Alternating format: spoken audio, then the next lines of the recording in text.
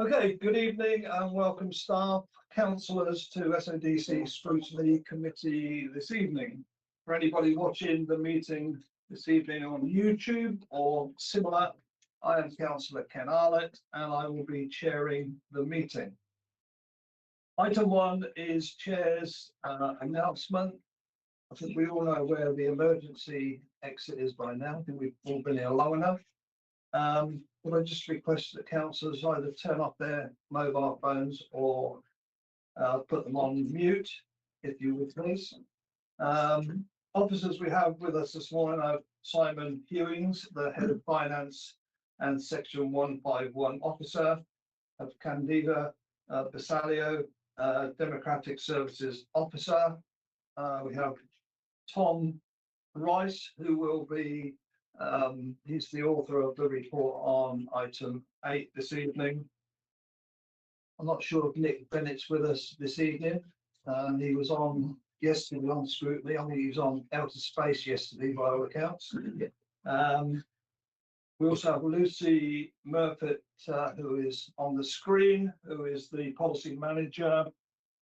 We also have Cabinet Member Anne-Marie Simpson, who will be telling us all about the item 8 this evening, so we look forward to that. I think that's just about all, unless I've missed anybody. I think we're all there. Okay. Item 2, apologies for absent. And we have... Yeah, we have one apology from Councillor James Barlow. Okay. And we didn't have a substitute for him. That's item there. Item 2. Item 3, to adopt as correct record the committee minutes of the 1st of October 2024. I just have one item on there where we had on present we had Tim Sadler, which we all agree should be Ed. I have nothing else, so if we can take the minutes as read, we happy with that? Okay, Yep. all in favour? Thank Yep. you. Get rid of that one. Item 4. This is the one that nobody can ever read correctly. Item 4, declaration of interest. Does anybody have any disclosable pecuniary interest, other registrable interest or non-registrable interest, or any conflicts of interest in respect of items on the agenda this evening? I see none. Urgent items. I have no urgent business. Item 5 that was. Item 6, public participation, and we have no members of the public. Now that says to us that we're probably doing okay on this on scrutiny or this council, because scrutiny last night had 3 speakers, which weren't obviously happy with some of the items that they were mentioning, which were on the agenda. So as we have no speakers here this evening, I would say we're a pretty good council, but we will see if that's true or not. So no participation. Item 7, the work schedule for scrutiny. Apologies, there was a bit of a hiccup on this meeting, but that's been resolved now. You have the item on page. On this work program. We'll just go into that, Dave. Give me a and I'll finish, and then I'll call you in. Yeah. So we're going to, the work schedule is on page 7 and 8 of the agenda. Yeah, Dave, if you want to speak to that. Yeah, it was the one about budget performance on the 23rd of January. I've not asked this many times, but an essential part of budgeting is to know what's happened up to date. When will we get the 3rd quarter outturn report? Not so, son. So the 3rd quarter obviously ends at the end of December. So the meeting that's scheduled, I think it's for the January meeting, we'll actually be discussing the future year's budget. And actually most of the budget work we're anticipating being finished by sort of Christmas. So actually we'll be using the Q2 outturn, which will go to Cabinet in December, as the main basis for working through any implications for in-year performance on the budget. I may, Chairman, I know I've said this so many times before, but I would have thought, particularly for the Cabinet Member for Finance, to have the 3rd quarter turnout figures would be helpful in setting a budget, because you've got much more up-to-date information of what you've spent and what you haven't spent, what's slipping and what's not. Obviously, that information is available, because obviously we're at the end of the third quarter, at the end of December. Obviously, it hasn't had time to go through the sort of proper governance process to bring it through cabinet. So the information is available. We would use it to make sure that there's no obvious issue in the budget we're about to set. There's no anomaly, but it hasn't had time to go through because the information itself wouldn't be completed. You know, the ledger wouldn't be updated till early January. We would have to we have an internal process for asking managers for their forecasts. That takes time to return and process. So, but the information we do have at that stage is used as part of the final work we do on budget setting, but it hasn't been formally reported. I appreciate that. If I just may one more. Yeah, go on, Mr. Chairman. So at the meeting on the 23rd of January, when Scrutiny could call in some budget papers from Cabinet and so forth, would it be possible to give the heads up that you'll give in the Cabinet on things which may be going astray? Yeah. So against the original budget for the current year. So you will have on the 23rd, it will be the budget proposal that Cabinet's considering for the following year is the main substantive item that will be considered. Clearly, as part of that, we can, as you say, we could give you an update on how we're doing in year, because as you say, it gives confidence that the budget we're setting is appropriate. Okay, Simon, thanks, Chairman. Yeah, I was going to mention, David, that on the January meeting, you have this thing called the corporate plan. I'm told it's going to be changed the name to the council plan. So I was going to suggest the meeting on January, you take the SODC council plan for 2025 to 2029, and also if the figures are ready for the budget performance, that comes as well.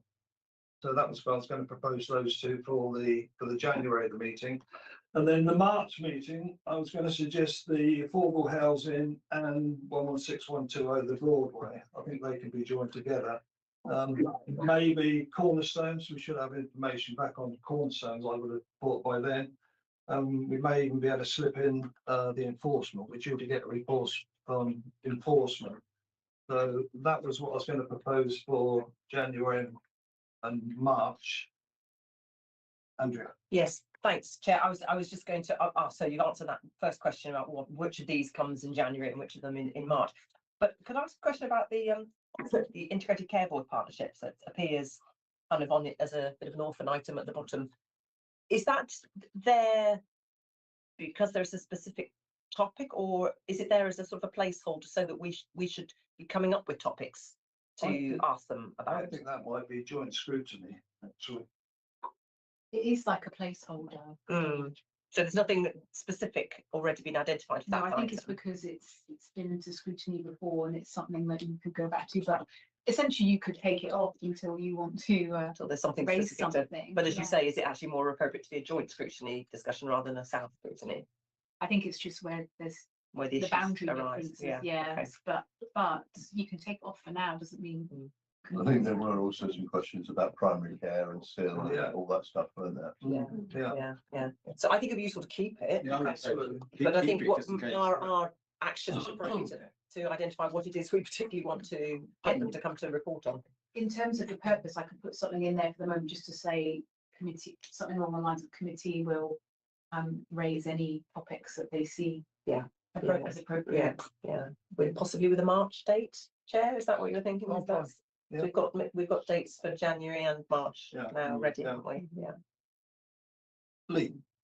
Just one other thing, Chair. When we come to eventually to the cornerstone item, can we ask that we have a manning and HR structure for what's intended, a marketing plan, a business plan, and a financial budget and financial plan? Because all of that stuff was kind of a bit discussed last time, but there was nothing specific on anything at that time. It was I wasn't there, not guilty.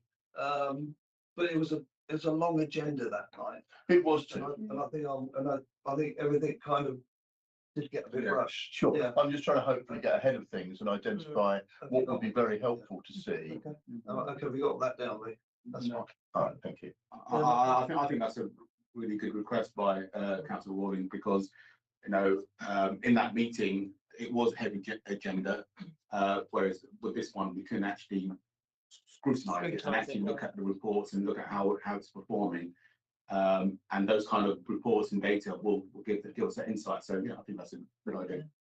So I think what we're discussing now really picks up on those recommendations from the CFGS report about us being in charge of the agenda and identifying in advance what topics we want to raise.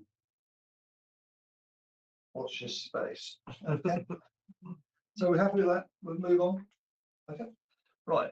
Item 8 then is the leisure facilities assessment and strategy and the playing pitch strategy. Now, I'm wondering, can we probably advise on that, Tom and Anne-Marie, can we take these both together? I've read the reports and they seem very similar to me. Or do you suggest we take them individually? I'm happy for you to take them together. Yeah, when you look at the summary and the options, they're almost identical. So I don't see the point of kind of duplicating this meeting. Okay, so I'm going to call on Anne-Marie Simpson, who's the cabinet member, and Tom Rice to present the report. I'll then take questions on that. I don't want any statements. I just want, and I know I'm looking at you, Lee. I've got a few notes. Let's take questions.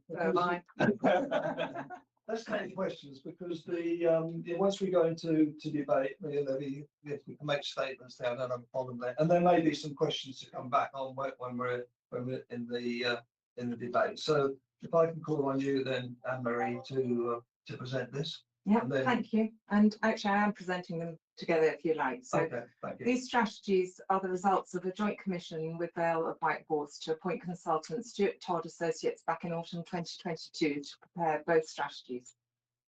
Joint commission but separate studies have been developed for each district. Both strategies are a high-level snapshot in the time of the key sports and leisure needs. I'll start again. Both strategies are a high-level snapshot in time of the key sports and leisure needs of the district and have been developed in line with recognised Sports England's guidance and methodology. They form a key part of the evidence base for the joint local plan and provide a strategic framework to direct funds for enhancing existing or building new facilities. Key terms for both strategies is they outline the need to protect or enhance existing facilities or provide new facilities. Relevant references are provided in the reports. To be clear, they set the ambition and direction of travel, but do not provide an acceptance that it will undertake every action mentioned within it. That will require further, more detailed works during the strategy period. There have been a series of engagement and consultation with a wide range of stakeholders from their inception to develop the versions before you today, including comprehensive audits of existing sports and leisure facilities, contacting and visiting sports clubs, facilities and pitch operators, a technical steering group including council officers, local, regional and national sports bodies like Sport England. The joint local plan steering group have reviewed several iterations of the strategies as they have been developed, and a public consultation between March and April earlier this year with over 100 respondents from a variety of respondents, including sports clubs, sports participants, developers, parish councils as examples. The consultation responses are set out in Appendix 4. Paragraphs 16 and 17 outline the recommended amends to the strategies. Post-adoption, which is the recommendation made to Cabinet, the strategies will move into their delivery stage, where there will be a regular monitoring, evaluation and progress reviews of the action plan and support delivery of the recommendations. I have members of the policy team along with me today who will be here to assist members with any queries or points of clarification they may have regarding the reports. And there's Tom Rice, I see Lucy Murfitt and Tim Aurier as well is online. Thank you. Good. Tom, have you got anything to add to that? Nothing from me, thank you, Chair, but if there's any specific questions that people want to ask, I will be on hand to help. If anybody on the screen wishes to speak, can they just put their hand up, and then we'll call on them as well. Okay. Right, questions. Who would like to lead? Let's go with you, Andrea, and then we'll. Okay. Yeah, so questions, there's also some issues for debate, I think, as well later. First of all, some of the locations identified in the report seem, well, I won't say random because that's implies that, you know, thought hasn't really been put in, but it seemed odd to me that there were some omissions in certain significant areas of population, like Benson, for example. I didn't see it mentioned once. Chalgrove, was Chalgrove mentioned? Yes. Chelsea, I mean, you know, some of these places where, you know, they've had significant housing growth. And if, as I understand it, this is designed to fit alongside all the other policies in our local plan, it seemed to me very strange that we seem to be only focusing on facilities where there were strategic sites or where there was existing major facilities. Wallingford is both, I suppose, it's got both. But why is it that we've ended up with somewhere that, for me, is obviously significant, but I think in the district is a really a large village like Benson with 750 new houses, no mention at all of any of the facilities or future possibilities. So it's just understanding how we've ended up with the list of communities and settlements that have ended up in the report. That will be helpful. Yeah, I'll start, and no doubt I will turn to Tom to fill in with a bit more. But from what I understand, we've got the baseline start. We're following Sport England methodology and working alongside with the input from the other sporting organisations, and then forecast need. And we have that. We look at how we then meet that need, and obviously it's gone alongside the joint local plan, which is where we get the need from. And it's very much a mathematical model that identifies where the need should be, or how the need should be according to the growth set out in the plan. So I think that I think you'll probably come up later in the discussion, but there's talk about 20-minute drive away and things like that. But it's a sort of a mathematical model to place it. It's not based on parish boundaries, if you see what I mean. No, but we've got some of those settlements have already got some quite significant sporting facilities, and they don't even get a mention. So it's just, I don't know. Yeah, I'll hand over to the planning expert now, I think. Thank you, Councillor Simpson. Thank you, Councillor Powell. So in terms of those existing facilities, there are obviously references to specific facilities in the report. You're right, it doesn't mention every single leisure asset or playing pitch in the district. As Councillor Simpson was saying, that the way the process worked, it was looking at forecast population impact on facilities. But alongside that, and one of the key first steps that the consultants did was to undertake a questionnaire survey of all the existing clubs and facility operators and owners in the district. So the feedback we got from that was put alongside that population modelling to understand, okay, what facilities have capacity, what clubs have growth aspirations, what clubs are facing issues. And I think where we're looking at the protect and enhance recommendations, protection is where there's a particularly acute pressure on a facility, and if it disappears, there's nothing else locally that can fill the gap of that, absorb the capacity. If, say, a pitch closed in one village, would it, you know, is it essential that we keep the other pitch open? Otherwise, the whole fishing will fall apart. So, without sort of going into each specific local circumstance, but the key recommendations are those facilities which are under the most pressure, or where we need to create new facilities based on the population growth. And I do understand, you know, particularly in the larger villages, we have had a lot of growth where we've lost sites on appeal, and it's felt like there has been a lot of housing development. They will have provided some leisure and play provision. Play is outside the scope of this study, but some of those sites have had small scale provision such as the off-pitch contribution. But ultimately what this strategy is looking at is where that key pressure points for growth are coming from the local plan. I could just a very quick supplementary question. Sorry, I kind of don't get the answer to this, because the answer really was, you know, as an example, why aren't Benson and Chalgrove there? Because they are growth areas. you've obviously touched on something, but I don't think you've answered it for me. Well, why aren't they in the report? So, Chair, to go back to what I was saying in terms of those locations aren't under as much those facilities aren't under as much pressure as the ones which are recommended here. Now, but Chalgrove does have a reference in the leisure strategy in relation to the multi-use gaming area, Mugger, which needs improving. But from what we can see is the impact on the facilities which aren't mentioned won't be as acute and don't serve they're not as essential to the leisure provision. They do provide leisure, but they're not, you know, they're not needed to meet that strategic need. Does that answer your question, Chair? Follow up. Just as a follow, this is on the same topic. So I understand you had the public consultation, you had all the, and my worry therefore is that you didn't get feedback from some of the sports clubs from parts of the district. And I'm wondering, has a gap analysis been done at all that said, well, you didn't get a response from these people, or did you get a response from Benson Tennis Club, for example, and said, no, we're absolutely fine, we don't need, we're not under any pressure? Yeah, I was just going to step in there because, I mean, if you look at the steps that they went through, they started off with the sporting bodies reaching out to them and getting, you know, on the steering group.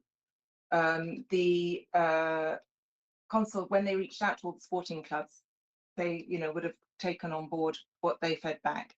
The consultation was actually something that we additionally added, the public consultation. And they did follow up with any, I understand, anyone they reached out to that they didn't get responses from, they did do a chaser as well. But that's so there important, has been a real, I think what's really, I think in terms of Sport England guidance for such strategies, we have gone above and beyond in reaching out and doing the public consultation. And it's sort of something that I think we can be proud of because it's our commitment to openness and transparency. So if Benson Parish Council look at this and say, gosh, there's no mention, the answer is there was an exercise done in consultation with all the sporting bodies, and this is the digested analysis. And not just the sporting bodies, obviously it was a public consultation as well. And they would talk to them. It was just and the other good thing is you can see, if you read the report, you can actually see that the feedback from those consultations has fed into the strategies. So there has been a response to that consultation as well. Thank you. Tom. So thank you, Chair. Sorry, just a point to follow up on. As part of the public consultation in April, we published much more sort of detailed appendices that support this, which we've not put for the scrutiny and cabinet papers because we're already at about 400 pages and I overwhelmed. Thank you. Rivaling the local plan in terms of our content, but they certainly will be published online as part of the strategies when post adoption. But there's a key part of that which is an assessment of the existing pitches and facilities, which has gone through every single facility in the district. So the strategy itself just draws on the key conclusions, but we have assessed every single pitch facility in the districts, and we have, as Councillor Simpson said, we did contact the clubs and followed up. I'm going to go around the room, so we'll all have a chance to. The only concern I would have, sorry, come back in, but if this is a 10-year plan and certain villages aren't mentioned, then in 3 or 4 years they have problems with sport, how do they connect with the plan? I think you've got to remember this is the high level strategy and the action plan is to follow. So perhaps the detail there will come through in the action plan. Okay. And the two strategies, the leisure and facilities assessment strategy sort of feeds into the IDP, and that's a live document. So I think that it's something that going forward, perhaps that level of detail will come in there.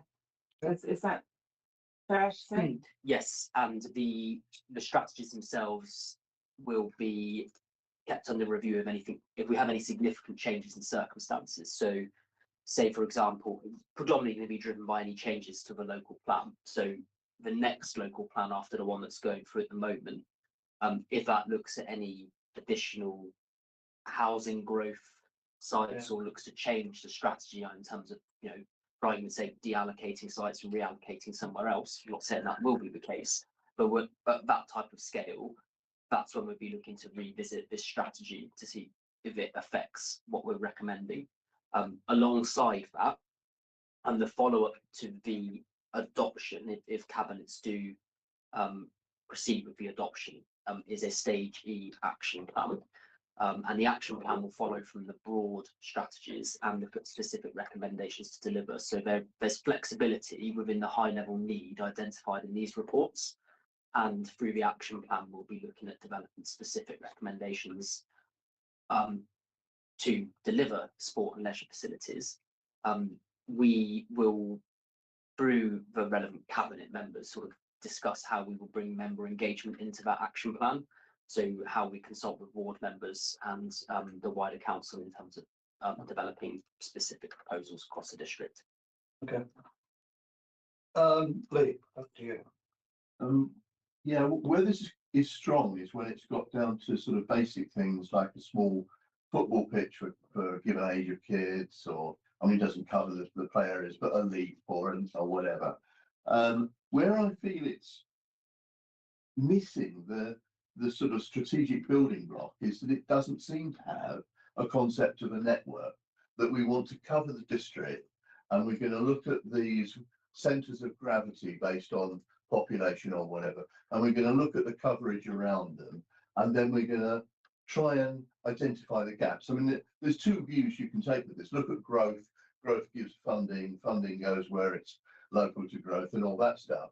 And there's another view that is a fundamental view of provision and pre-existing deficits, areas where there needs to be provision, but there isn't.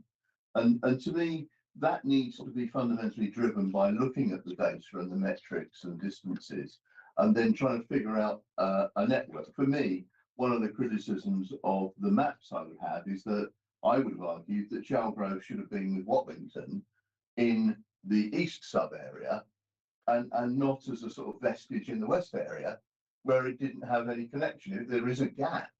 I mean, David's long talked about it, but there's a gap of provision in that Chalgrove Watlington area, and only by gathering it together could you kind of get a concept of what it is, and that maybe that's a place where we should have extra facilities. And I think when it comes to leisure centres, we've got lots of accidents of history. So some larger villages like Berrinsfield or Wheatley have a leisure centre just because of a school or an accident. Is this a question coming? Well, it is a question.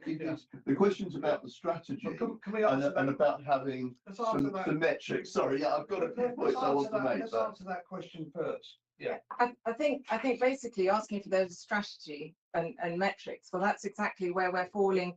This document needs to be clear and strong and provide a strong base for us to go. I mean, it's evidence-based for our joint local plan. So with the growth planned ahead and with our allocated sites, we need to be able to go to developers and negotiate a Section 106 with a document that has strong foundations.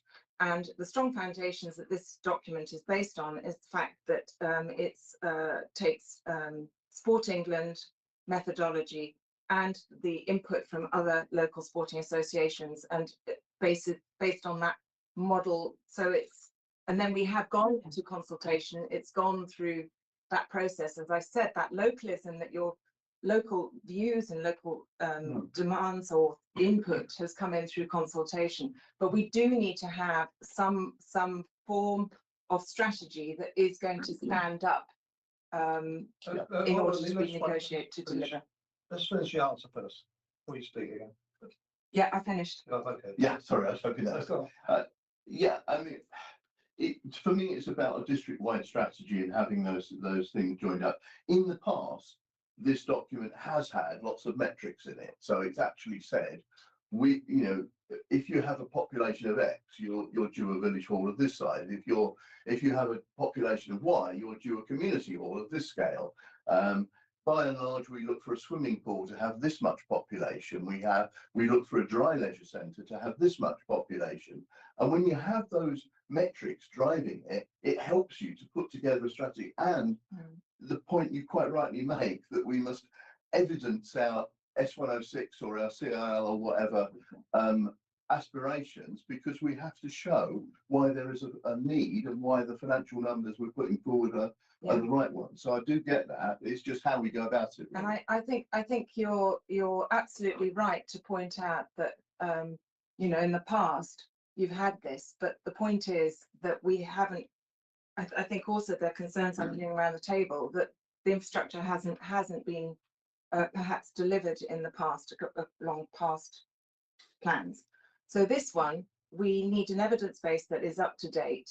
We don't want to rely on one from 2014, whatever the numbers in it. So we've got an up-to-date one based on some very sound methodology, and I think that's where we have to have confidence in it going forward. And it looks at provision not just across this district, because we're looking today for South, but it has been developed alongside and in tandem with Vale's playing PRIT strategy and leisure facilities assessment strategy. I wish it was just leisure strategy, then I won't have to remember the other two words. But you know, it is actually looking right across. So when it comes to DIDCOT, for example, I'm expecting Mocky to come up with that at some point. You know, it does take that into account, the fact that you've got that area, and I think one of the maps shows that overlap. Sorry. Sorry, John, Tom. So I was just hoping I could supplement Councillor Simpson's response there, which is that in terms of how it addresses the need, is it will look at each sport and facility will be driven by essentially how far people are willing to travel to access a leisure centre, which has a much wider catchment area than, say, a 5v5 or a 7v7 sports pitch. So in looking at each of our locations, it would have looked at the model population growth, which would include sort of baseline population growth over time. And then it was said, so this leisure centre, this pitch catches this population, and that's how we've arrived. And I would argue, Lee, finish. I would argue, Lee. sorry, Just let him finish. Yeah. No, please go on, Councillor. Only to say, I think there might be a distinction between leisure centres as between a wet one and a dry one. A wet one needs to have much more reach and population to make it viable. A dry one, not so much. Absolutely, Councillor Williams, and the Sports England facilities planning model, which is based upon, will acknowledge that different facilities require a different catchment and have a different willingness of people driving to travelling to access. And I think we can return to the driving point later on if you want, but essentially, yes, each facility will have a different catchment area and a sort of different pool. If I may, I'll just make a couple of quick points following up on the metrics. Yep. There's a conversation in here which I recognise with some of the discussions that went on about drive time. The old way was, as long as you're within 20 minutes drive time, it's fine, just get in a car and drive, which obviously for lots of disadvantaged people and so forth doesn't necessarily work very well. It doesn't work very well for the green agenda, and it talks about cultural shift is needed.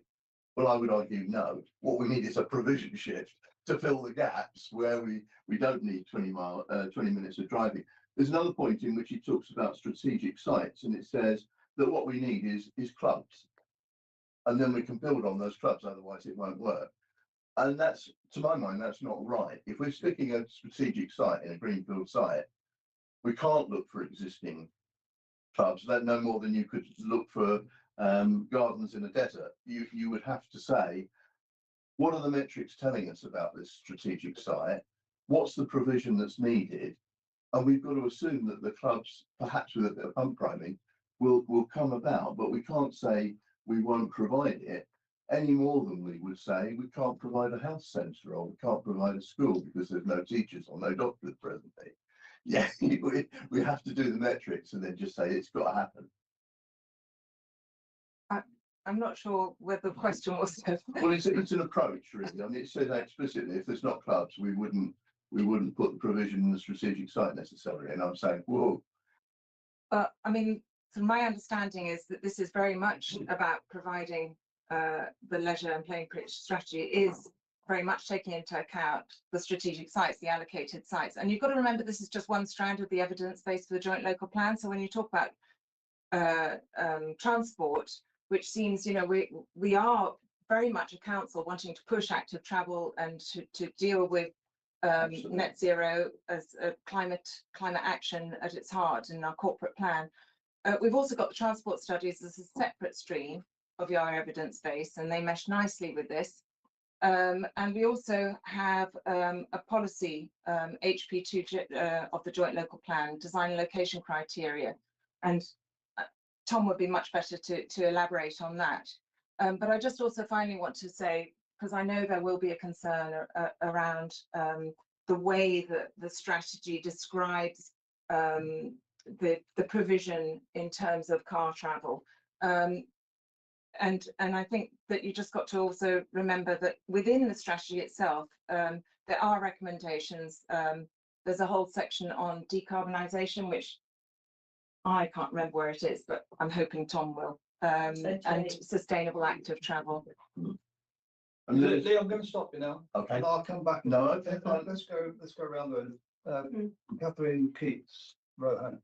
Yes, I can see that, you know, that there has been account taken of feedback. I was curious, how many actually responded to the consultation? Is it in Appendix 4?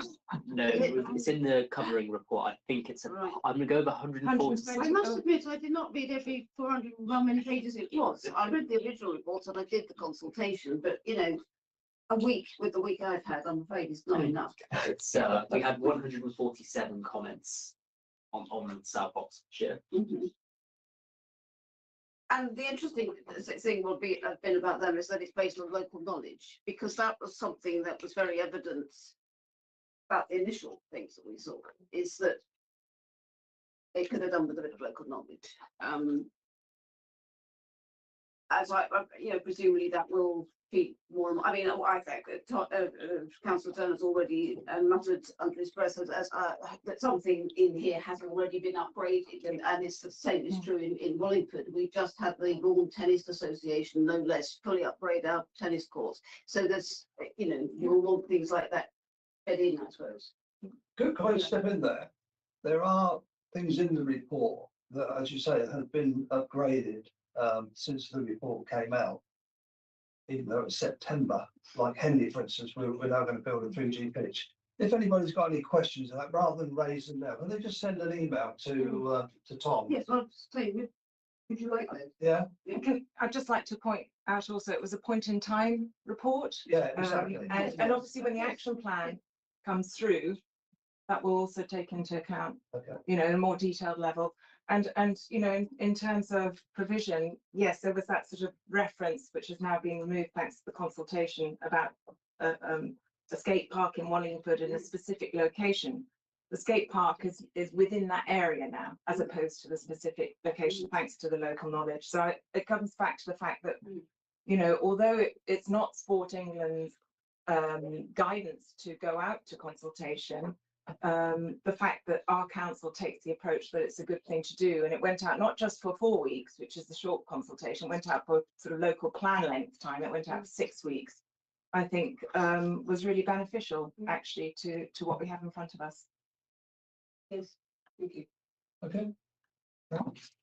Yeah, I mean, I realise this is a high level report, but if things aren't highlighted in the high level report, their chances of being in the detail are much diminished, as I see it.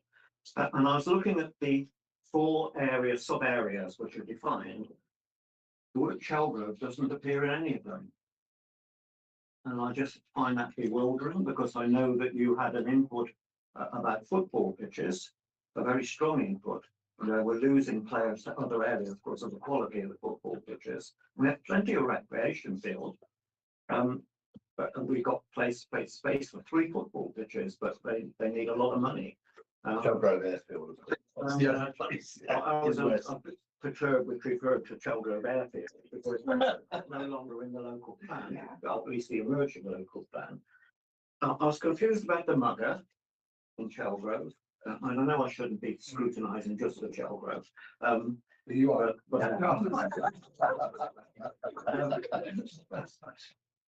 It was recently upgraded, or at least refurbished. A lot of money spent on it. I just wondered if your reasons for that was that you think it should be expanded. Interesting point. But the use of the football pitches, I'm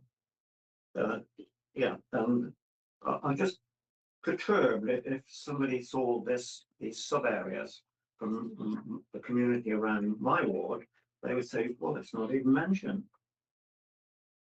Yeah, I mean, Respond to that.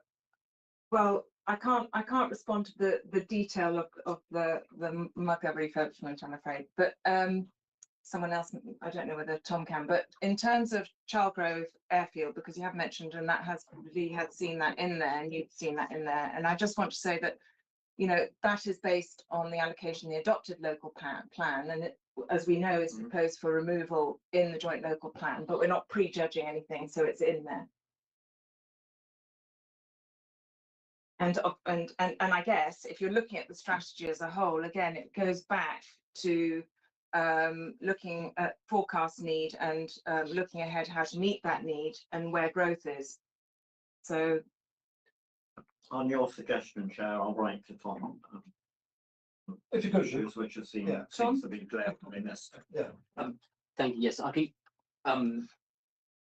as Councillor Simpson said in her introduction, the strategy is a snapshot in time, and there are hundreds of facilities and various projects going on across the districts. Not that I want to cross-reference to Vale's Scrutiny Committee last night, but I think there was a recommendation to sort of that we will update for minor factual changes that have happened between this report.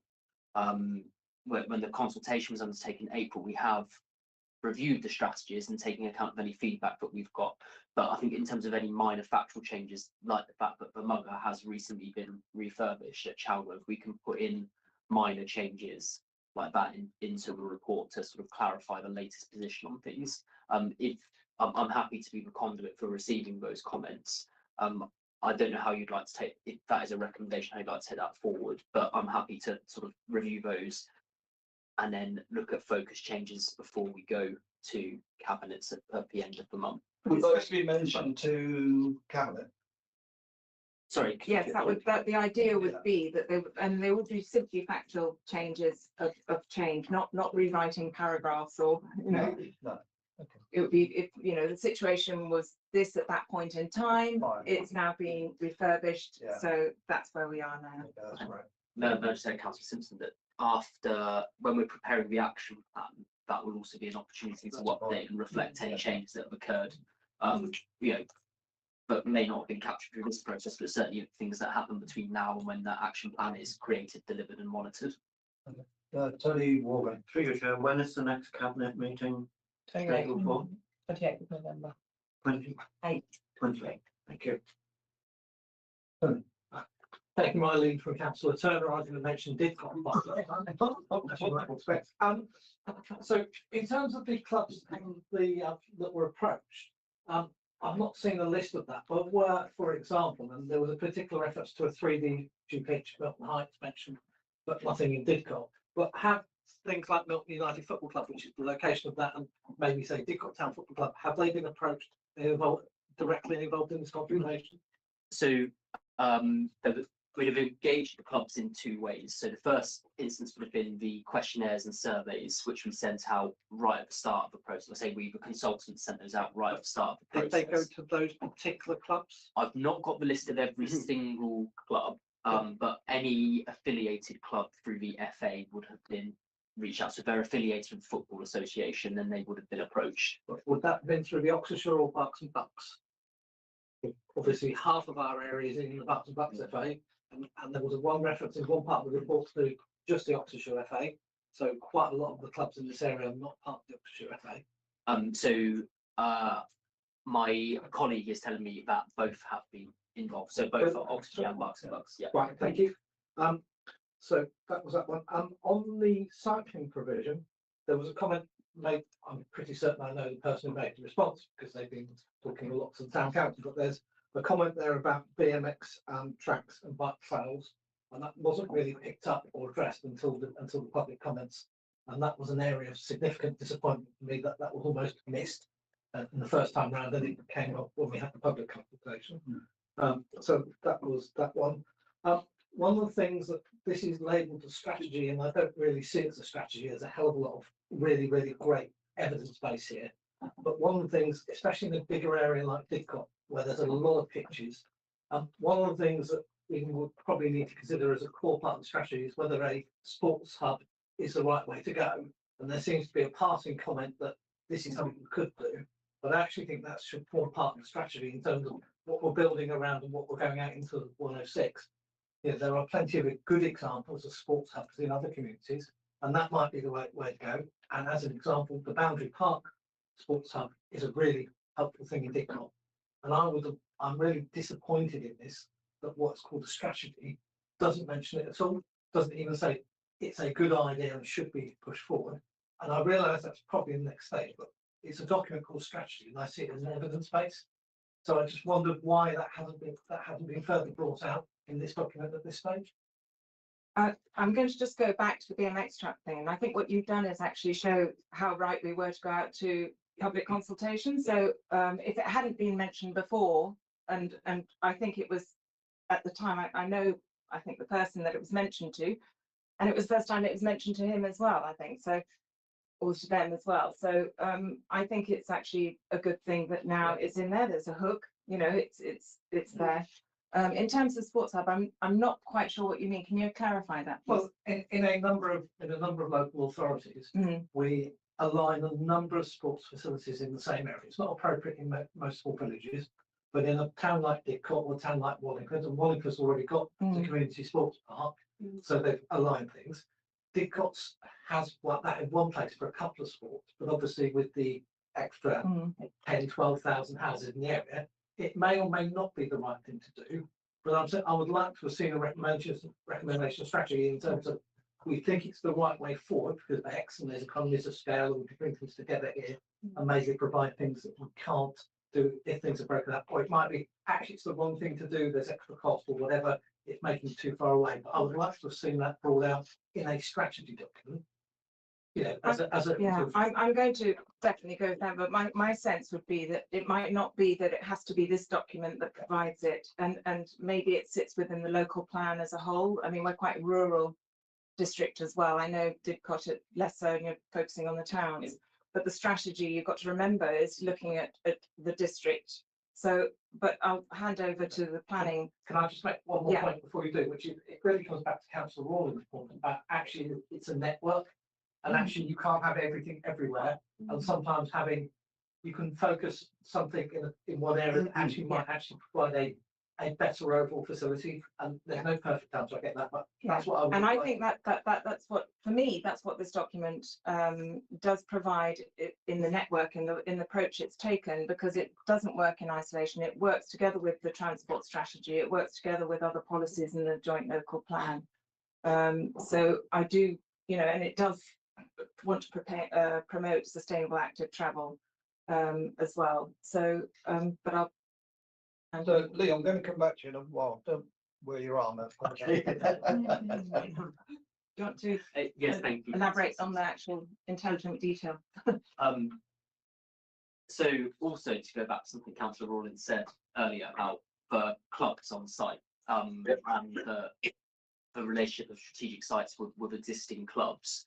And then the follow-up of the point you're making, Councillor, in regards to a hub approach. You're right, the strategy identifies that high-level need. You're right, it's sort of an evidence approach. So this much population drives this much need. And one of the points is that when we get to the planning application stage for some of these strategic sites, and I appreciate for Didcot, they've all got outline consent now, apart from the Northwest Valley Park site. But at that stage, we engage with the clubs to go, okay, is there a club nearby who will take this on rather than trying to set up a new club? So the approach, sort of sideline and answering Councillor Rawlings' question earlier, is that we try to work with existing clubs because that gives you a better network to set up and have that sport facility running. It gives you an existing base of people, and the idea is to keep that as local as possible, because once clubs start to move from an area, you do get a significant drop off if they're having to travel distances they didn't have to travel before.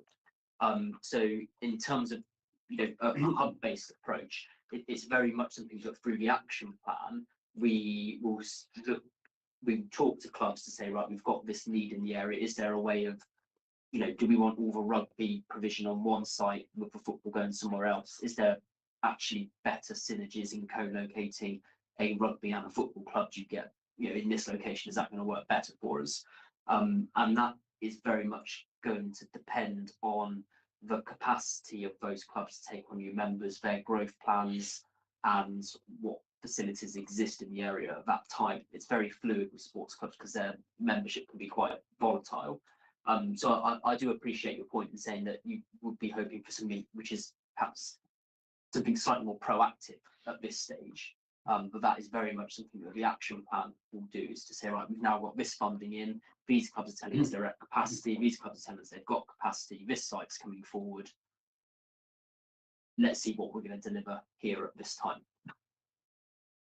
Yeah, well, so I think the one that I visited recently, which is a good example, was in Elmbridge, and one of the things they were able to do is bring things like rugby and tennis and football together on one site, and also it provides an opportunity with having that number of people focused to also think about, is there something that isn't provided, or we wouldn't actually have the club now, and I know, say, athletics is one of the things that's focused, that mentioned there that we don't have, and I have the comment to make about that. I don't know whether the numbers support an athletics track or not, but certainly if they were just about it, probably the option of putting it in the sports hub is just about the only way it'd be affordable. But unless you've got that right at the start as part of the strategy, I suspect it would never be possible. Is that a statement? It was, I apologise. Thank you, Chair. I've just got a couple of questions. The first one is, does Councillor Simpson agree with me that all the funding and all the best leisure facilities should be diverted to Didcot? I think they should be diverted. I think they should follow due process to be diverted when needed.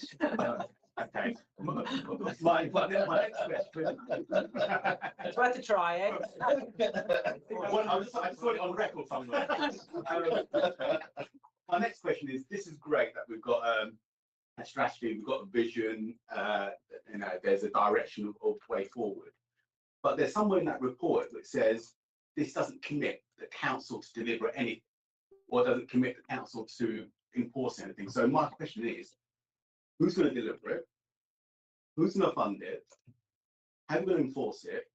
And these third parties that are mentioned, how are we going to engage with them? Yeah, it's obviously not a shopping list for the council, Mm-hmm. but it's out there to say this goes back to those points before. This is the baseline forecast need. Look at what how to meet that need. So we're identifying the need. And then what will happen, it'll be a combination of people coming forward, and it gives us the Section 106 agreements. It gives us the strength with the growth plan forward, coming forward with the allocated sites. It gives us a strong position to negotiate for developers to deliver it through the Section 106 agreements, and gives us a strong base to negotiate for those facilities. My concern is this. And also, Oh yes. sorry, we can apply for grant funding. We're quite good at that as well. So that's another possibility, once you've got that there. And should the council be overflowing with cash in the future, Simon, that we can spend, it could be on our shopping list. Keep buying the lottery ticket. So that's good. But I say one thing I don't want this document to become is just a a wish list or a fantasy. So I just want to make sure that you or the council is certainly going to be engaging with people to make this happen. And are those conversations happening at the moment? I don't know about the conversations happening at the moment because the action plan will probably be worked through, not under my portfolio, probably under the leisure portfolio, and I'm sure Simon will be involved as well. But I want to reassure you that the strategies have come forward in tandem with the work on the joint local plan, and it's not an evidence document, not evidence documents sitting there in isolation, and that they do relate. I mean, that's what I don't want to divert onto the joint local plan, but what I really like about the joint local plan is the way it makes all these connections and looks at all the other areas. So health and well-being was really important in the joint local plan. Active travel is really important. Net zero, addressing climate emergency is really important. So this has been developed alongside that too. So it's not just something out there hanging. It's meant to be part of, it feeds into the IDP, the infrastructure delivery plan, and that's a live document. So it's not just going to be left there hanging. It will be used, and it will be used through the action plan, which is yet to develop. You can talk more about that. Thank you, Councillor Simpson. So yes, the action plan, we haven't started the work on that yet because we wanted to get confirmation that we're adopting these strategies, so we didn't want to commit any abortive, sort of start doing any abortive work. But what I will say is that the strategies themselves are being used in very early discussions with the strategic development sites coming forward as a starting point for negotiations on measure and play and pitch provision for both sites. So yes, that it is starting to be used, and the action plan will be working very closely with national governing bodies, the local sports bodies, to make sure those clubs are involved in that process in terms of the delivery. The timescales of what's implemented and when will be influenced by different factors. So where we've got Section 106 money with a tight timetable for spending, those will probably have to come towards the top of the project list, simply because it's a use it or lose it scenario. So those factors, as well as sort of where the pressing need is in terms of population deficit provision, will play into that action plan in terms of timescales as well. And Simon's going to save £1 million anyway, so there'll be plenty of gosh. Oh, good. If I may, I was just going to add. I mean, the key thing is it unlocks the opportunity, doesn't it? That's the reality of the document. It identifies where the need is, and the evidence base does provide that opportunity. I've just got a final one to finish off with. How much credibility does this report have, considering it's 147 responses? I think that's quite good, since I think normally these reports don't go out to consultation. I would say the fact that it's gone out to consultation and we've had responses and we have adapted to those responses is well, I see it quite positively. But Were the responses from individuals or from an organisation? We had a mix from both, sorry, from residents, parishes, clubs, developers. So it's been tested with a wide range of people, but importantly, it's also been developed in accordance with Sport England's guidance, statutory body on such strategies. And I was going to say, it's not as if it was knocked up and went out to public consultation. It was it was developed through the working group with sporting bodies, local and nationally, and Sport England, and it went. Different iterations went to the joint local plan steering group. So it's really been quite a thoroughly considered and worked document. I mean, it started December 2022, I think. It's certainly the end of 2022. So we're 2 years. It is quite a considered document. As long as you think it's robust enough, then we can move forward. Yes, I honestly do think it's robust. Back to you, Lee, and Okay, I've got about 5 quick points to make. Yeah.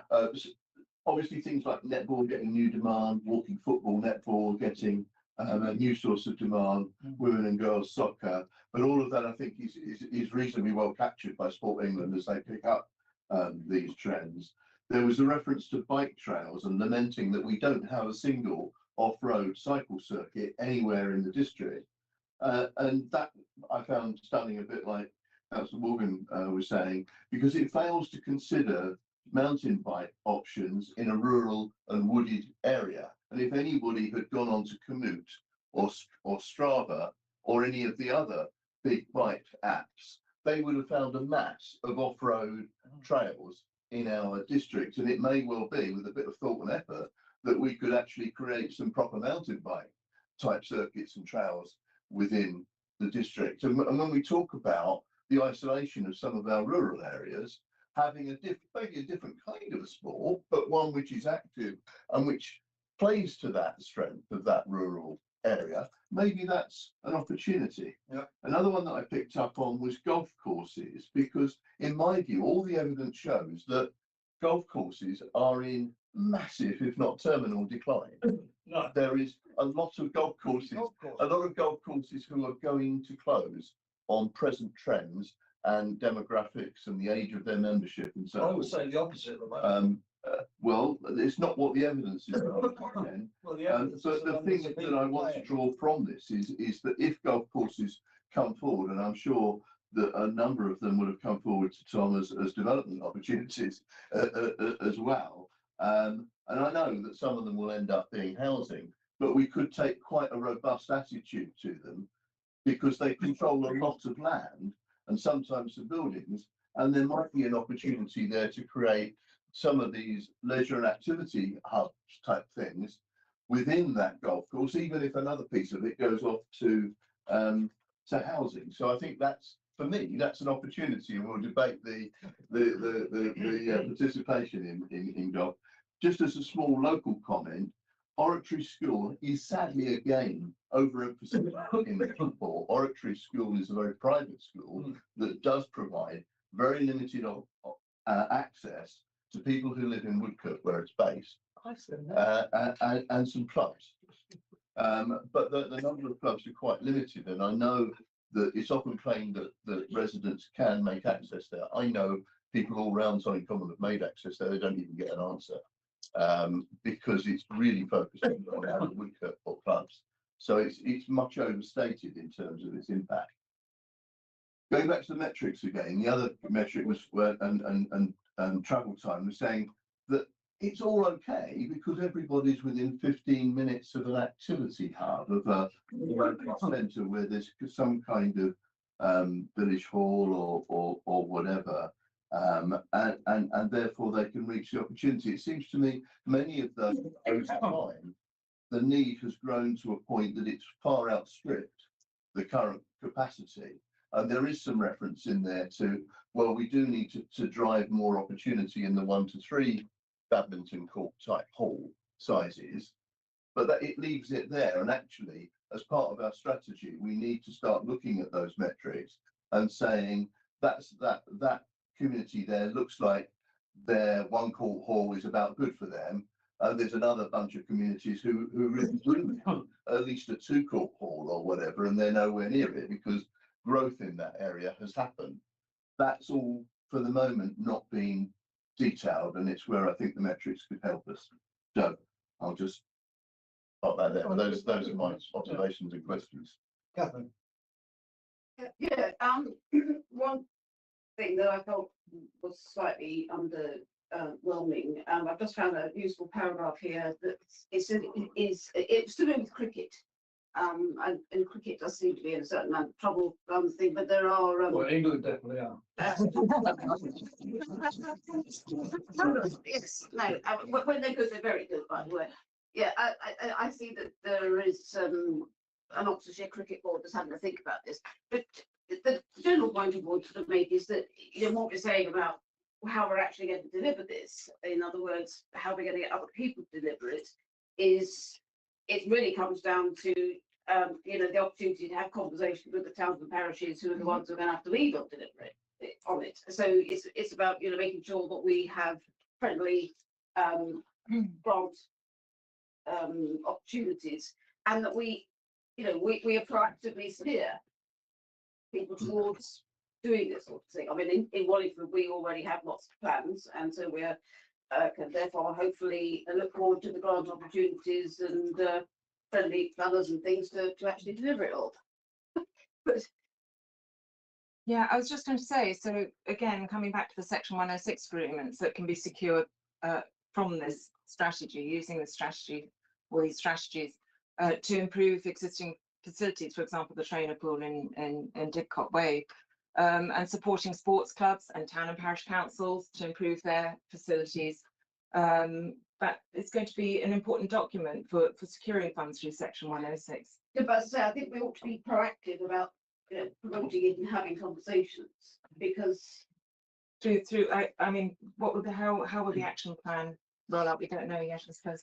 No, so I think that is something that we, in terms of engagement with not just yourselves, members, but key organisations, is probably one of the first steps in creating the action plan, is sort of the scope and the governance arrangements for that, and how we will involve key local partners in delivery, because you're right, the clubs, the town and parishes do need to be involved when we're bringing forward proposals in their area, and it won't work without their input. And I think what you've raised is a really useful point, actually, because what is this going to be used for is almost what you're saying. So I mean, it's robust evidence base to protect existing facilities, fields, and pitches. So if developers want to come in and change something, this is our evidence base to protect them, and it can and should be used in planning for new developments. So provision, so we're looking at our strategic sites we'll be providing. So this is the sort of protect, provide, and that will be through Section 106 agreements. And then also it helps improve quality and provision of facilities. So that's where the enhance comes. And that can be through financial contributions, developer contributions. It can be through SIL funding strategies, grant bids, external, we're quite good at getting those national grant bids, or I hope we'll continue to be. Simon does too. And also just directing capital spend when we have lots of capital to spend, Simon, isn't that right? Right, I'm going to say a couple more, then we're going to go into debate on this. David I Turner. was just a quick one. I was looking at the corporate objectives at number 4, which refers to more active travel. But for people in where I live, I mean, we've always had this transport problem in South Oxfordshire, and we've never really solved it, and I'm not sure how we're going to. People, if they want to go to sort of what I call more major things like swimming pools or sports halls and so forth, but people in where I live, it's a journey, a return journey of 15 to 30 miles. Now, what do you mean by active travel? Are you suggesting that everybody cycle? But in the winter months, and it's dark, it's a death trap. Cycling around South Oxfordshire. Well, you're not, I hope, suggesting they walk this distance. So what do you mean by active travel? Is that the corporate plan rather? Yes. Or are you finding it in Yes, this it's a report? corporate plan, yeah. Yeah, so it's not in this report. Hmm. So I think there you've got to look at the joint local plan as a whole. At the start of this report. No, I mean, absolutely.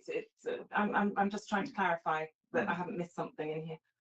But what I'm saying is this is part, one of many evidence-based documents in the joint local plan. And the joint local plan does prioritise active travel and, the county's transport scheme, LTCP 5.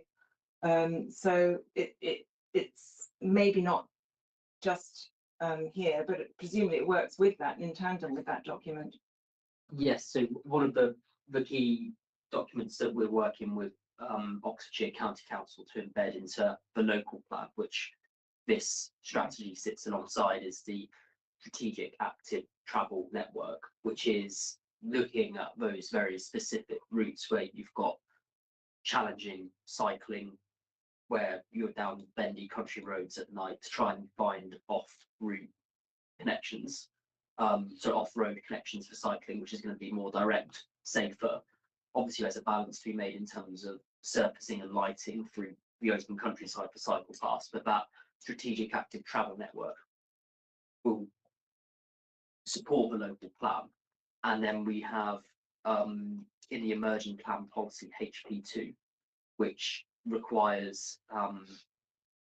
all new leisure provision to have considered active and sustainable transport. Now, the problem is, as you say, Councillor Turner, we live in a rural district, and there's always going to be that balance between people driving and getting active and sustainable transport. And I don't think we're ever going to achieve a position where we get 100%. What we can try and do is encourage people to take that up through the design and location of new facilities. And the local plan very much encourages that, and new proposals will have to demonstrate that they are aligning with that aspiration. We are. Right, David. Well, so just a quick point. Well, okay. I did a survey 3 years ago, and 53 of our 83 villages in South Oxfordshire have no public transport. And I don't think it's changed that since. Okay. Thank you, Chair. Andrew, you want? Well, if we finish questions, because I'm not sure I've got a specific question. I've got lots of things I'd like to say. Well, say it in a minute.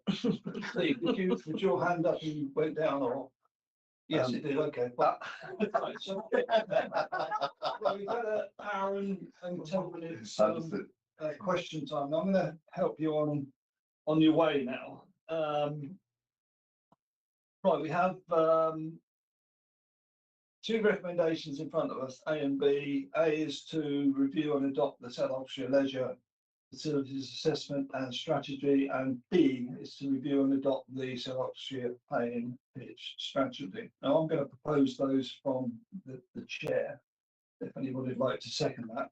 Okay, Andrea, that will get the debate going. And let me just talk you through this quickly. On page 13, we are offered, and someone mentioned this, 4 options, which were 20 to 23.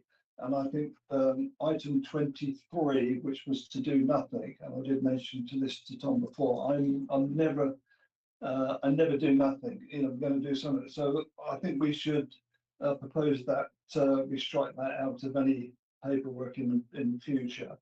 When it goes on to pages 16 to 94, and that's the Leisure Facilities Assessment Strategy. On page 21, it gives you a vision statement, which is the same on the plain pictures strategy.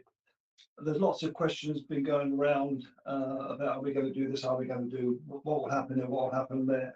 And I think page 88 offers us the monitoring and review. I would prefer to see the monitoring annually, personally. I think there was mention of it 2 or 3 years, but I would personally like to see that annually. And there was also the offer of an action plan spreadsheet. And I take that still on the table. We're going to put a spreadsheet out occasionally, obviously where we are, where we've got to. I'm not sure, is that annually or is that just, obviously it'll be a living document? Sorry, are you talking about the strategy review? No, we want to put in a spreadsheet The exactly action plan. what's happening on lots of the recommendations in the report. Yes, thank you, Chair. So I mean, the governance arrangements for the action plan is something that we'll need to discuss with the relevant portfolio holder for leisure as we move into the delivery stage. As an officer, I'm more than happy to have that sort of frequent engagement, but I can't prejudge that conclusion, but I'm happy to have regular contact via the leisure portfolio holder. It just worries me if we don't do something like that, a lot of this will just die. But if it's updated, well, weekly, monthly, 6 monthly, whatever, but I think it'd be interesting to have a report come back to this committee annually of what exactly has happened. Yeah, so that's basically the items I think we should be looking at when we debate the issue. But I see, I say there were 3 other options which basically follow the recommendations, and that's why I think we should go for those. So who would like to start?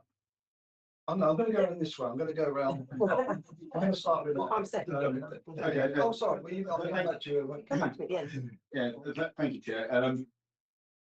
I fully support both the recommendation, because this is just at the moment just a plan. It's a plan to say let's go to the next step. Let's go and see what else we can do. And that's so supporting that, I have no concerns and issue, but and I'm fully support that. What I want is the next stage. I want the granular detail. I want how we're going to deliver this, how we're going to actually make it happen, who we're going to engage with, who we're going to speak to, where we're going to get the funding from, where are we, where are they, you know, if we do get these facilities, where they're going to go after we looked at all the data and after we've spoken to more than 147 people, because things may change, and based on some of the things that Councillor Rawlings said, and also Councillor Morgan, you know, sometimes it may be better just to collate some of the activities and sports in a certain area to make it better.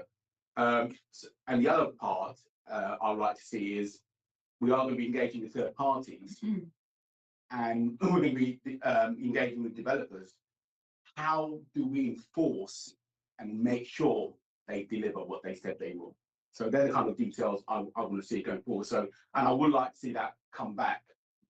And I'm assuming it's going to come back once it's gone to that granular detail. I do disagree with the chair in regards to the option saying do nothing. On this case, doing nothing isn't an option, but I think doing nothing is still an option, because it tells you when you look at all the options, I really think actually, based on if we were to spend the money or time, actually doing nothing could be the best way forward. It's not the right option here, but sometimes that is still an option that you should consider. So I will still keep that in, because it says you looked at all the options, doing nothing isn't an option, but it's still an option to consider. So, but I think for me, fully support the recommendation. It's a good report. There's a lot of detail in there. I want to see the more detail in depth after hopefully we've given you approval. Thank you. I'm not sure I followed all that. Never mind. I think the gist of it, though, I agree with Councillor Khan in that, yeah, it's a good first step. I also agree. Actual fact, it's one of the things I've said before. It's more of it's a deluge of information rather than being a detailed strategy. And I'd like to see sort of a bit more of the detailed strategy come back when that's available. Appreciate that's not now, and actually just get that.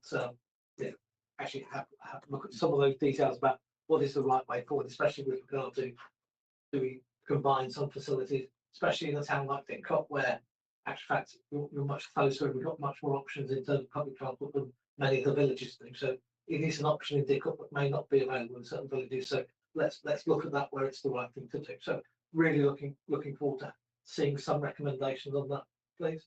But apart from that, yeah, happy to support. I think doing nothing isn't an option. We are a significantly growing population, have been for quite some time.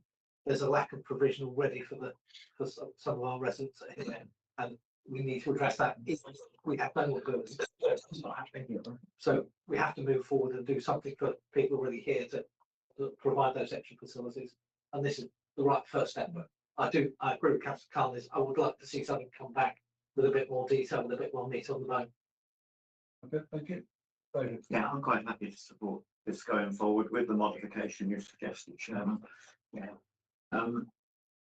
I just wonder, when this goes to Cabinet, this report with some modifications will be in the public domain. Is that going to be their first and only chance to comment on emissions, like I mentioned, a clear emission in my own area? Or will it be full council, because this will go to full council, because it's a strategy, it's a policy. She's just going No? Yeah, she's Will going to do. cabinet. Yeah. Not just a Not full cabinet. council, yeah. It won't go to full council. That's a pity. So if they see emissions, they have to turn up to cabinet. Will that be in the daytime or the evening? Evening. 6 o'clock. 6 o'clock. They've had, so the papers have been available for scrutiny committee as well for the last week. And members of the public are obviously able to register to speak here. Yeah, it'll be 6 o'clock though on the 28th of November. Okay. Thank you. All right, thank you. Yes, I'm very happy to support it. It's you know, it's been thoroughly explained, but it's the high level first stage. It's very good. There's lots of good stuff in there. I'd say it's good to see that, you know, account was taken of the feedback. I think it really, the important bit of the next stage is getting down to the detail, and then finally, being proactive about ensuring that it gets delivered. And that means helping local partners, to play their part in it, because it's obviously going to be quite a big part.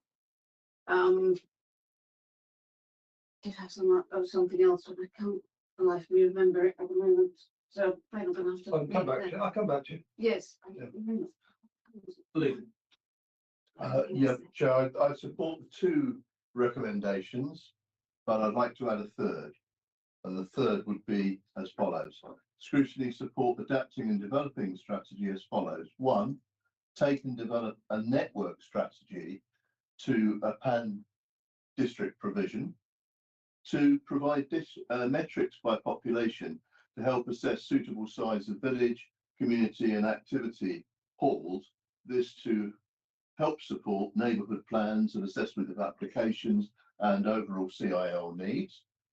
And third, expand joint cooperation, which is lauded in terms of, for example, schools and the district council, to also include town and parish councils, so that when we're looking at this network thinking, we can actually bring as many pools of funding to the party, both for capex and operating costs, as can be, to get the best outcome. So that's what I would propose as the third recommendation. Can I ask my second if she would support that? I don't disagree actually with what Lee's saying, and I think that it picks up some of the comments we've had before about the sort of the high level approach. And I think this is what I was going to say. So I mean, I think this is, an extremely detailed evidence base, as you say. And I think, as I had questions in my mind, and they were gradually answered as I read through it all, because I think that, a lot of the questions have been explored, but it just left me a bit sort of, what are we actually going to be able to deliver?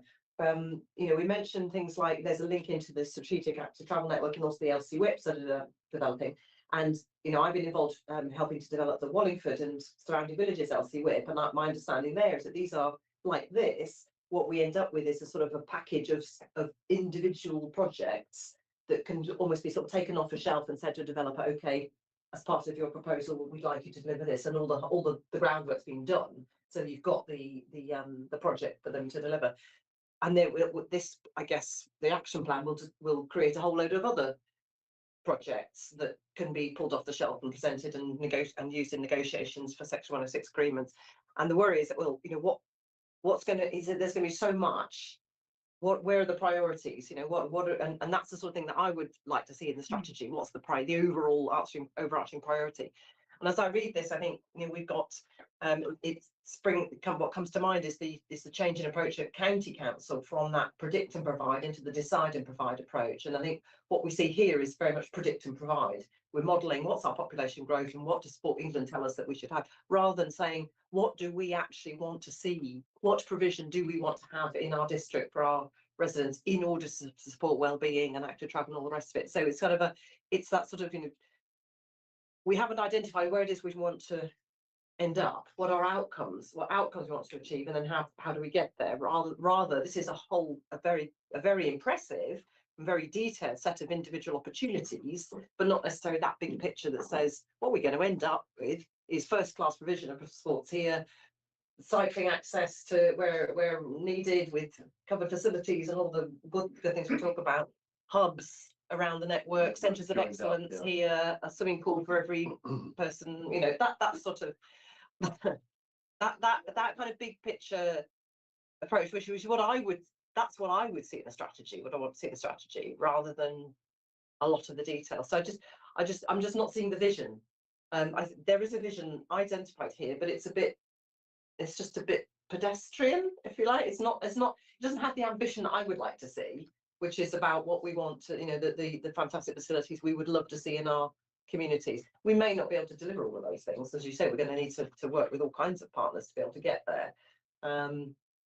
So I think a recommendation, third element that says, I think we need to have a clearer, compelling vision of where we want to end up. Can I stop? That's what I would like to see. No, I'll come back in.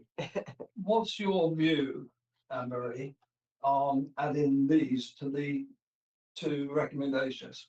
Well, I am quite surprised actually, because the vision is our joint local plan vision. This is an evidence piece within under it, and it's the methodology that is approved by Sport England is what we can take to a developer with and negotiate a Section 106 agreement.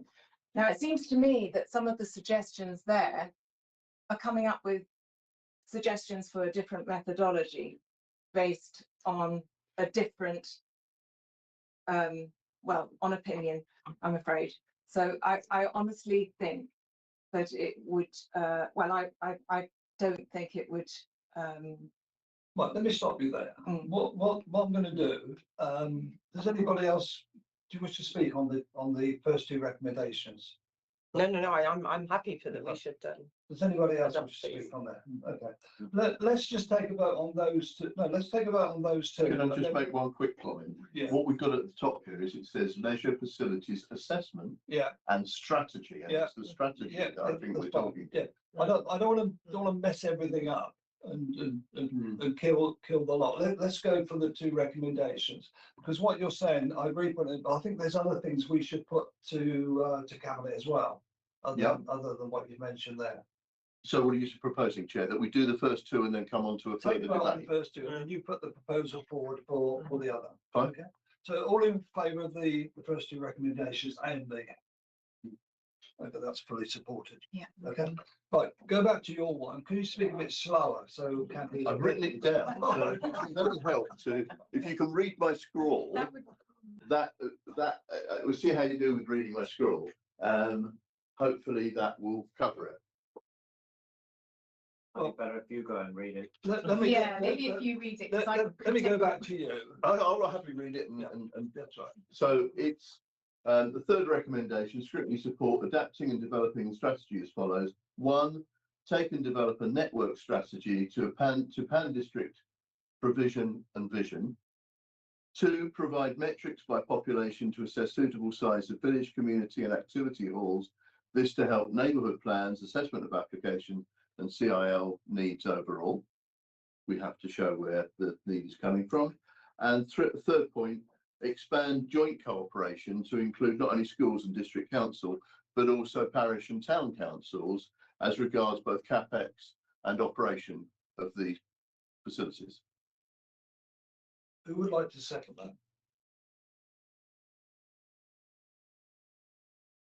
That's a lot. I mean, well, That's a lot. That's a lot of extra to add in. Can I just make an observation? Because I must admit, I only wrote about every third word. Yeah. But I'm just wondering whether that's something that almost feels to me that it's in agreeing A and B, you've agreed what's in front of you. That almost feels like what you'd want to see in the next one. That's how it brings it's how to take it forward Yeah. and to bring in the missing bits that aren't in the strategy that need to be. I think what we should do, we should put those items to cabinet. Yeah. And say, these were some of the things we would like to see. And I would support that. I would support those 3 items there. And I think if there's any other items that have come through, like there was an item that engagement with developers. Sorry. I think to add to Lee's point, I'm quite happy with the first paragraph. I think it's too wordy and busy after that. So if you finished it after point 1, I would probably be happy to support it. I think the rest of it is going into too much detail. Point 1 is just about coming up with a strategy And the vision. A vision. Yeah. The rest of it is, I think, is too much. So if you were happy to accept the suggestion that it was just the first bit, I might be happy to. The only point I'll make about 2 is that it's very helpful when you're doing. Lee, just read 1 first. Okay. Yeah. So scrutiny support adapting and developing the strategy as follows. Take and develop a network strategy to pan-district provision and vision. That's one item that we would like to go to cabinet. I agree with that, but I think a lot of the things that Lee has mentioned, I do agree with, but I just think they are considerations They're not recommendations, they're considerations. And that's the point I made, we are Yeah, putting that's- considerations to cabinet. Yeah, that's the way I see it. Yeah. And because the first two recommendation just tells you, you've got the approval, proceed, go, do a bit more work. But can you consider X, Y, and Z? That's what this is. Which I think, I'd like to go through a few of these points now. I think that, if I may, that almost, it almost sounds to me as if that's part of the follow-on work. It's That's not, the granular detail I want to see. it's not it's not a recommendation, it's you're stating, I suppose, what you'd like to see considered, if possible. I suppose noting all the constraints that have been raised already, but it's what you'd like to see considered going forward. I don't think I don't think it's an additional, my take is it's not an additional recommendation as part of this, it's when you take this forward, can you think of X? Does that make sense? I mean, the point about the metric, in our case, we successfully won a whole new recreation ground. The mugger that's represented, that is referenced in the beginning for Sonning to add to the needs, that's being added because we've already done it. We've delivered it. And somebody said, well, I think there might be a need there. You think? It came out of the metrics before. It enabled us to make those demands on developers and to get delivery. It's so powerful. So that was why I was anxious about it. Right, sorry, let's go back again. So just read that first one out again for me. Okay. Yeah, okay. Scrutiny support adapting and developing strategy as follows. 1. Take and develop a network strategy to pan-district provision and vision. Who would like to, sorry, Tom? So I don't know if it's appropriate for me to come in at this point, but we I just want to put some. supporting both strategies. Yeah. Which so this was made available as part of the public consultation. We've not put it in the report bundle on the basis of we're already at about 400 pages, but there is an assessment report that has supported this, which does look at those metrics for each sport and its catchment area and recommendations for what's the distance and how and mode of travel that people will take for it. So for example, like a skate park would be a 20-minute walk time, whereas the larger leisure centres will have a drive time because it's just a type, based on the expected mode of travel and how far people will go to those facilities. So the way the strategies have been built up is that it has drawn from those metrics to I identify. understand that. Oh, Sorry. Lee, Can I just clarify? No, Lee, just let him finish and then you Okay. can come back. And then very much when we move on to the stage E action plan, as we've just been discussing, is we will speak to clubs, we will look at the facilities, and we will go, okay, we know what's at capacity, we know where the demand is being driven, we know which clubs can adopt this demand. So through that action plan, there will very much be this approach which looks at a wider hinterland of each facility and what it can accommodate. The specific question I was particularly concerned about was village halls, community halls, activity halls, because that's the bit which was previously had metrics supporting it. I'm not clear from what I've read that it has it now. Can I just step in here, Yep. please, Chair? Yep. Okay, you keep referring to previously. We're 10 years on now, and this strategy, as we've been through scrutiny, is following a very robust methodology that we will be able to take to negotiation with developers on Section 106 agreements. And somehow it seems to me that your suggestions are not contributing anything positive, but possibly trying to almost undermining the methodology, because you keep going back in time. Lee, let him finish first. So but you keep referring to something in the past, but now we've started from scratch. This is a new joint local plan. This is a new strategy to support the joint local plan.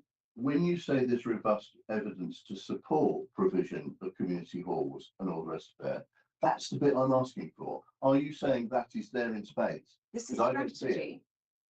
That's the level. And I think what Tom has quite clearly told you is that there's a lot more information going out behind the scenes, that because was it 458 pages or something, or 400 and something pages, there'll be a lot more out with some of that detail, those numbers, and then the action plan seems to be where we get back to delivery. You know, we are all keen for this strategy, for a joint local plan to work, because what we've seen in the past is that we haven't had the infrastructure delivered. Perhaps we haven't had the plan-led development to deliver it. But here we have plan-led development with a sound, we believe, officers believe, a sound evidence base going forward, hopefully for submission in December, that will be able to deliver from this strategy and action plan, that will actually be able to deliver the facilities that Councillor Khan was talking about. He wants to see this action plan actually deliver in a way that perhaps we didn't see in the past. Do we have the metrics for the halls? I can confirm, Councillor Mullins, that yes, the assessment report, which supports both, there's one for the plan fit strategy and one for the leisure strategy, looks at sports halls, village halls, community centres, and they're covered. And has metrics on. Thank you. Yeah. That's all I was seeking. So where are we? Do you wish to put anything else forward then, or not now? Well, I think that we were debating one, and there seemed to be general support for one.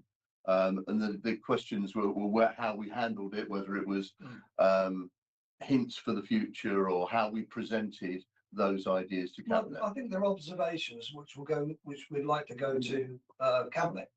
Observations, we're here to scrutinise, and if we come up with what we consider are better ideas, they should go to cabinet. At the end of the day, if they don't accept those, well, that's entirely up to No, them. indeed. I don't think that these ideas are in any way seeking to undermine this. They're seeking to build on it and give us a better outcome. So we're happy with the first one. Or do you want it read out again? No. Okay, so we're happy with the first one. Are there any items that we would like to go to cabinet? And any other specific items which we would request that they would take notice and would improve the document in front of us? I think on the metrics point, if we can just bring out what's in there, that will be helpful to communities. And if they're there, that's brilliant. All we need to do is to bring it to the surface. And then the other point was about cooperation, which is already in here, about maximising the use of facilities, maximising their ability to be there. So schools and district working together, we see that in, say, Wheatley or wherever, where there's school use and there's district use of a centre.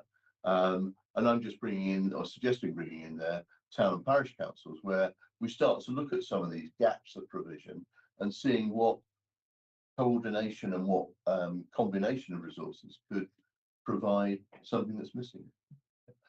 There was another item over here about travel, which David Turner brought up. Did that get answered correctly, or is that something we'd like Sort consider? of, because I can't see what we're going to do. And there is quite a lot in here about I active travel. I think people will laugh when they see suggesting walking or cycling 20 miles, 20 and 30 mile round trips in the winter months. It's too dangerous.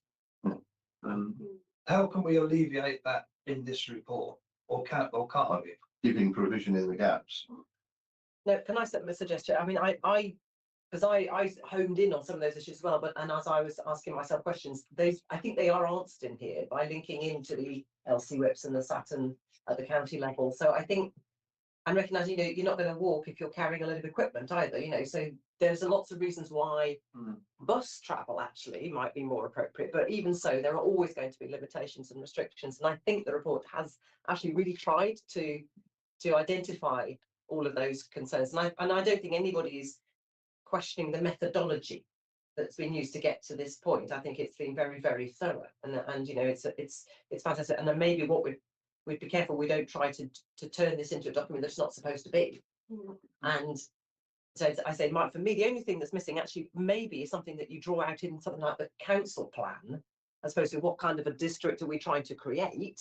And then this is a method, a tactic towards delivering that vision. And I take your point, Councillor Simpson, this is part of the joint local plan, not necessarily, although they all link together, this isn't a component of the council plan, but it should be at least consistent and in alignment with it. And as you're talking about travel, the other thing to mention that we did mention in scrutiny debate also was this doesn't stand in isolation along, it stands alongside other evidence-based documents and policy in the joint local plan. And you've got HP2 where you want to locate these facilities, near places to minimise travel. So the new facilities that for new sites. And I take your point, because the other thing, of course, to bear in mind is this is the strategy for now, for this joint local plan, for the need that's identified in this joint local plan. The future is the future, isn't it? We have to see what comes then. Well, I'm going to wind this up in about 10 minutes, but Lockie. I was going to say, in regards to this report, and Councillor Simpson mentioned it earlier, is you're going to use it to negotiate with developers and other parties. Is it worth considering, once this plan or this strategy develops a bit more, just to have a discussion with one or two friendly parties to get their feedback, to see if it meets what they need and answer some of the questions, or if there's any missing gap? Because we're coming up with loads of considerations. But sometimes if you're going to go to another party to try and sell something in, why don't you get their feedback? Say, this is what we created. What's your thoughts on it? Is there any gaps? Does it provide the information that you need for them to make a decision? And then you can finalise it. So it may be worth having that one or two conversations with some friendly external third parties. Well, we have had a consultation process. Yeah, but this is, Several but now you've processes. created a strategy. You had those conversations to put this together. Now you put this together and you're going to develop it a bit more. Yeah, it may work getting you one or have two the action feedback. plan, you have an IDP, which is the live document. So I think, that's a valid point to make, that nothing is static, and we do move forward, and we do want delivery, which is why we want to have the strategy in place. We don't, we want to take it forward with the joint local plan, because we want to have that strength. We want to go into negotiations. I don't know if Tom wants to add anything. Is this something new, Tony? No, Something new? it was just, you asked the question what we want to take to cabinet. I guess the message from me is very keen for this to move forward, and an idea of some sort of likely progress dates in the future. What might we see this year, what might happen next year would be really helpful. Which should go on the monitor before. David. I'm still concerned about, and Andrea and I mentioned glaring errors in the report and glaring things missed, which were well responded to. Most people are only going to see that after the cabinet meeting. I, for one, will turn up to the cabinet meeting and talk about the glaring errors. I just feel that the public, they're not here. They're not going to stop this until after its policy, and they're going to see the document. So I just feel there must be some welcomes, comments from the parish councils in particular on the evidence, correct or not, that sort of thing. That's fine. Very briefly, Fine, to David's yeah. point about the transport stuff, to my mind, there is an evident gap in the Chalgrove and Wappington area. And the only way you're going to solve the problem isn't by biking to Wheatley or biking to Wallingford or something. It's going to be by better but limited provision in that neighbourhood. So it won't be a swimming pool or whatever, but it might be an activity building. It might be a community hall or something that enables that population to get to something with a bike. Okay, that's it. Right, I'm just going to sum up quickly. Obviously, thank you, Anne-Marie. I think you're Thank you. absolutely brilliant with your answers. You've obviously done a lot of research. Thanks, Tom, Yes. for putting the report There's a together. lot of good stuff. Also, there's Camilla Anderson from the Legislative Department had a big input in this as well. I personally think it's an absolutely brilliant report on sport alone. When I first read the first few pages, and all it had was tennis, football, rugby and cricket. And I thought, well, here we go, the four major sports. As you went into the report, it's covered just about everything. Okay, somebody mentions bike riding, but overall, I think it's absolutely brilliant report. I just hope we can make it work. Okay, thank you all for attending. No more on the agenda. Thank you very much. Okay, lovely. Good night. Thank you. Jack. Thank you. That's a mountain bike. Susie, because you Oh, were yeah. the first mountain bike failed out there, you don't Well, I know,